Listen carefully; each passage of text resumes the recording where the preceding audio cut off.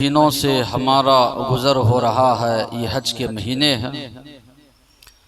شوال ہو، ذوالقعدہ ہو، ذوالحجہ ہو، یہ حج کے مہینے قرار دیے جاتے ہیں۔ حج کی نیت سے ان ایام میں ایک مسلمان حج کے لیے نکلتا ہے، حج کے لیے جاتے ہیں۔ حج دین اسلام کی بنیادی ارکان میں سے ایک رکن ہے۔ نبی کریم صلی اللہ علیہ وسلم نے فرمایا، بنی الاسلام علی خمس، شریعت اسلامیہ دین اسلام کی بنیاد 5 ارکان پر رکھی گئی ہے۔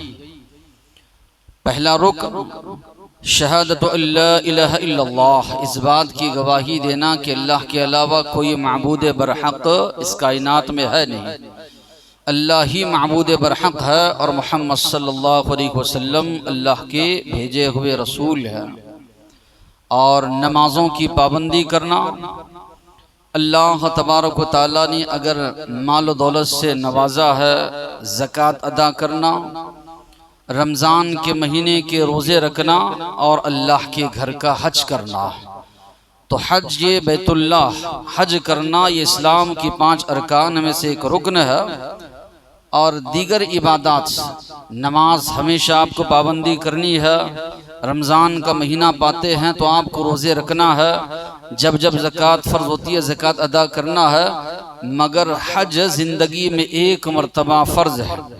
ابو ہریرہ رضی اللہ عنہ فرماتے ہیں، نبی کریم صلی اللہ علیہ وسلم نے فرمایا، ایھا الناس قد فرض اللہ علیکم الحج، اے لوگو اللہ نے تم پر حج کو فرض قرار دیا ہے، تم لوگ حج کرو۔ تو ایک صحابی نے سوال کیا، اکل عام یا رسول اللہ، کیا ہر سال حج کرنا فرض ہے اللہ کے نبی؟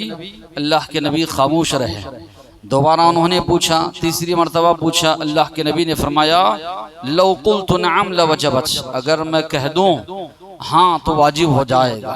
اس لیے جس بات سے میں خاموش رہ جاؤں تم لوگ جو ہے خاموشی اختیار کرو۔ پہلے کے لوگوں پر جو مشکلیں پریشانیاں آئیں، وجہ اس کی یہی تھی، بے جا سوالات وہ لوگ کرتے تھے۔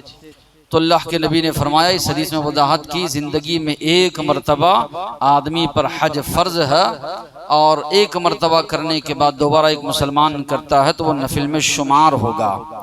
کس پر فرض ہے؟ وَلِلَّهِ عَلَى النَّاسِ حِجُّ الْبَيْتِ مَنِ اسْتَطَاعَ إِلَيْهِ سَبِيلًا، اللہ کو راضی کرنے کے خاطر اللہ کے لیے لوگوں پر اللہ کے گھر کا حج فرض ہے۔ من استطاع الیہ سبیلا، اس شخص کے لیے جو وہاں تک جانے کی استطاعت رکھتا ہے۔ استطاعت سے مراد الذات والرحلہ، کہ انسان کے پاس اتنی رقم ہو کہ وہ آسانی کے ساتھ جا کر آ سکتا ہے، جا کر آنے تک اس کے بیوی بچے جو ہے سکون سے یہاں پر زندگی گزار سکتے ہوں۔ اور اسی طرح مسلمان ہونا کافر پر فرض نہیں ہے، صحت مند ہونا، راستہ پر امن ہونا، اور عورت کے لیے ساتھ میں محرم کا ہونا، شوہر ہو، والد ہو، بیٹا ہو، بھائی ہو، ان کا ہونا عورت کے لیے جو ہے لازم ہے۔ پھر اسی طرح اللہ کے نبی نے فرمایا، الحج المبرور لیس لہ جزاء الا الجنہ، نیکیوں سے بھرا ہوا حج، اس کا بدلہ تو صرف اور صرف جنت۔ ابھی حج مبرور سے مراد کیا ہے؟ حج مبرور سے مراد یہ ہے نیکیوں سے بھرا ہوا حج، یعنی ایک مسلمان جا رہا ہے حج کے لیے تو پوری توجہ اس کی یا پورے اوقات اس کے گزر رہے ہیں اللہ تبارک و تعالیٰ کی عبادت میں۔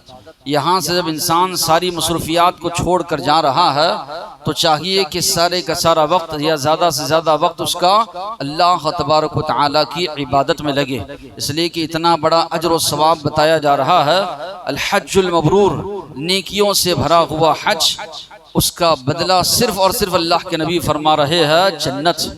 بعض علماء نے کہا حج مبرور سے مراد وہ حج ہے کہ انسان آنے کے بعد بھی نیکیوں پر کاربند رہے، گناہوں سے بچتا رہے، اللہ کی نافرمانی سے بچتا رہے، تو وہ حج مبرور ہے۔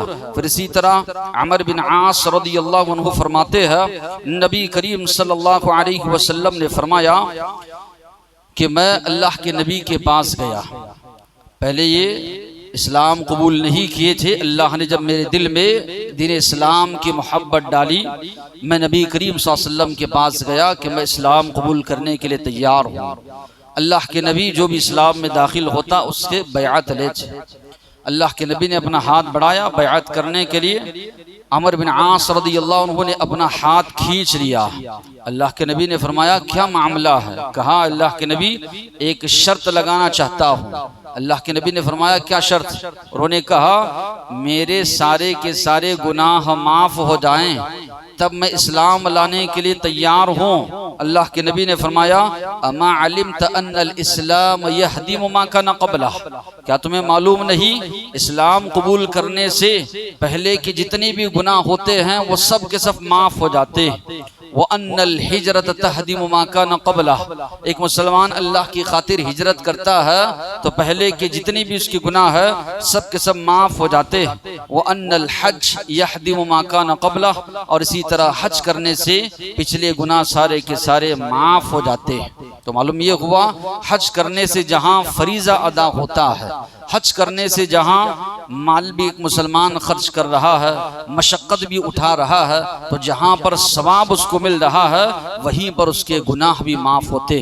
اس لیے اللہ کے نبی نے فرمایا من حج فلم يرفث ولم يفسق رجع كيوم ولدته امه، جو مسلمان حج کرنے کے لیے جاتا ہے اور اس میں فسق و فجور گناہ کے کاموں سے بچتا ہے، ایسے لوٹ کر آتا ہے گناہوں سے پاک ہو کر جیسے کہ ایک ماں کے پیٹ سے پیدا ہونے والا بچہ گناہوں سے معاف ہوتا ہے، یا اسی طرح گناہوں سے پاک و صاف ہوتا ہے، اسی طرح ایک حج کرنے والا جب لوٹ کر آتا ہے تو گناہوں سے پاک و صاف ہوتا ہے۔ ہمارے معاشرے میں تصور یہ پایا جاتا ہے حج کو جانے سے پہلے لوگ دعوت کرتے، معافی تلافی مانگنے لگتے، ایسا کوئی تصور شریعت اسلامیہ میں نہیں۔ اگر آپ سے کوئی غلطی ہوئی ہے، کسی کا حق آپ نے چھینا ہے، حج کو جانے تک انتظار مت کیجئے معافی تلافی، اس لیے کہ موت کا کوئی بھروسہ نہیں ہے۔ یہ تصور اسلام میں نہیں ہے کہ حج سے جانے سے پہلے رشتہ داری کٹی ہوئی ہے تو رشتہ داروں سے جوڑ لیا جائے، یا اسی طرح کسی سے رشتہ داروں سے یا دوست احباب سے مل کر معافی مانگی جائے، یہ سب غلط تصورات ہے۔ اگر آپ نے کسی کا حق مارا ہے یا کسی کے حق میں ظلم و زیادتی ہوئی ہے، یا آپ کو احساس ہو رہا ہے کہ فلاں کام مجھ سے ہوا ہے، فلاں کا حق میں نے مارا ہے، تو فلاں سے معافی تلافی فوراً انسان کر لے۔ حج کا جو انتظار کرنا یا دعوت کر کے جانا یا سب سے مل ملاقات کر کے معافی تلافی کرنا، ایسا کوئی تصور شریعت اسلامیہ میں جو ہے نہیں پایا جاتا۔ تو بہرحال یہ بھی ان بدعات میں سے ہے جو لوگوں نے جو ہے ایجاد جو ہے کر لیے ہیں۔ تو بہرحال نبی کریم صلی اللہ علیہ وسلم نے فرمایا من اراد الحج فلیتعجل، جس کا ارادہ ہے حج کا چاہیے کہ وہ جلدی کرے، پتہ نہیں زندگی کب تک وفا کرے، یا اسی طرح حالات انسان کے کیسے پیدا ہوں، کوئی بیماری مبتلا ہو جائے استطاعت کے باوجود بھی نہیں کر سکے، تو اس لیے اللہ کے نبی نے فرمایا حج جب تم پر فرض ہو جائے تو جلدی کیا کرو۔ تو ایک مسلمان کے اوپر یہ فریضہ ہے جو وہاں تک جانے کی استطاعت رکھتا ہے۔